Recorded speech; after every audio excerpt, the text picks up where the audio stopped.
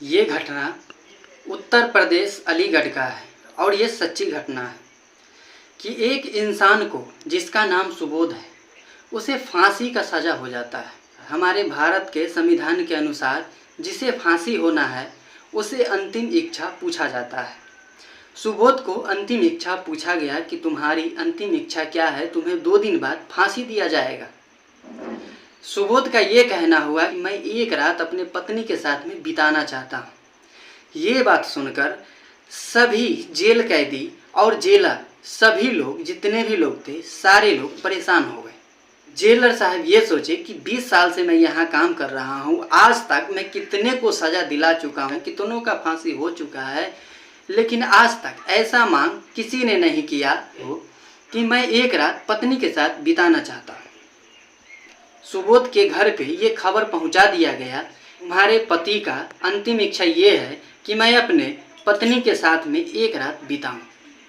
सुबोध की पत्नी राजी हो जाती है, ठीक है, मैं एक रात अपने पति के साथ में मैं भी गुजारना चाहूँगी। जेलर ने जेल के अंदर ही सारा व्यवस्था किया। जेल के अंदर ही एक रूम में अच्छे तरीके से बिस्तर सजा के उसका व्यवस्था किया।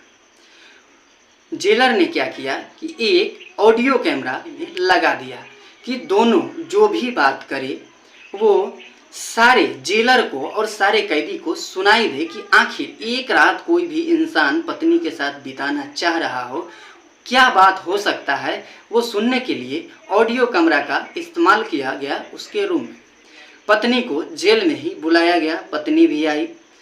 पत्नी आते ही जैसे अपने पति को देखी वो रोना स्टार्ट कर दी।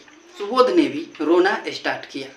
कुछ पल रोने के बाद क्या हुआ, सुबोध की पत्नी सुबोध से ये पूछती है कि बताओ कि मेरे अंदर क्या कमी है, तुम्हें मेरे अंदर क्या कमी दिखाई दिया, या तुम्हें मेरे में क्या कुछ नहीं मिला जे तुम किसी का हत्या का सज़ा काट रहे हो, और वो भी एक रेप केस का। सुबोध कुछ नहीं बोला। सुबोध हक्का बक्का रह गया। कुछ देर रोने के बाद सुबोध ये कहने लगा, मैं ये काम नहीं किया हूँ। अगर मैं तुम्हें ये कह दूँ तो तुम्हें यकीन नहीं होगा। कानून मेरे ऊपर भरोसा नहीं कर रहा है, तो मैं तुम्हें अगर कुछ कह दूँ तो तुम्हें यकीन भरोसा मेरे ऊपर नहीं होगा। पत्नी रोने लगी। रोते हुए पत्नी फिर बोली कि क्या बात है, कम से कम आज का रात तो बता दीजिए, कल से मैं आपके साथ नहीं रह पाऊँगी। सुबोध ने कहा कि वंदना जिस कंपनी में मैं काम करता हूँ, वंदना उसी कंपनी में काम करती है, और मेरा दोस्त है जिसका नाम प्रमोद है, और वो वंदना से मेरा सिर्फ दोस्ती है। वो जब भी टिफ़िन लाया करती थी तो लंच मैं कभी कभी उसके साथ कर लिया करता था, और प्रमोद भी कर लिया करता था। हम और प्रमोद एक ही रूम में रहते थे। एक दिन क्या हुआ, मैं सब्जी लाने बाज़ार गया। जब मैं वहाँ से सब्जी लेकर आया तो मैं वहाँ पे वंदना का लाश देखा। जब मैं वंदना के पास पहुँचा, कुछ देर बाद ही पुलिस वहाँ पहुँच चुका था और मुझे गिरफ्तार करके ले आया। न मुझे बोलने का मौका दिया, न कुछ कहने का मौका दिया।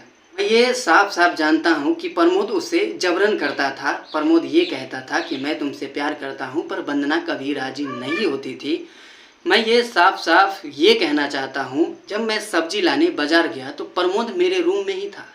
प्रमोद वंदना को बुलाया और उसे जबरन करके, उसे बलात्कार करके उसे मार दिया, और वो वहाँ से निकल गया। जब मैं सब्जी लेके आया तो वो रूम में प्रमोद नहीं था, वंदना का लाश था। जिस टाइम मैं पहुँचा उसी टाइम मेरे पीछे पुलिस भी पहुँच गई, और न मुझे कुछ बोलने का मौका दिया और न कुछ कहने का मौका दिया। ये बात सुनकर सारे कैदी हक्का बक्का रह गया। सुबोध बोला कि मुझे कानून पे भरोसा नहीं है, 2 दिन बाद मेरा फांसी होने वाला है, अब तुम जा सकती हो, आज के बाद मैं तुम्हें नहीं मिलूँगा।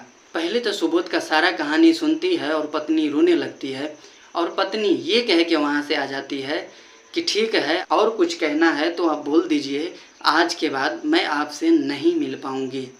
लेकिन बाद में क्या होता है, यही ऑडियो रिकॉर्डिंग काम करता है सुबोध के लिए, और वो जाके अपने डिपार्टमेंट में सुनाता है यह ऑडियो रिकॉर्ड करके, और सुबोध को वहाँ से बाइज्जत बारी करता है। प्रमोद को गिरफ्तार किया जाता है।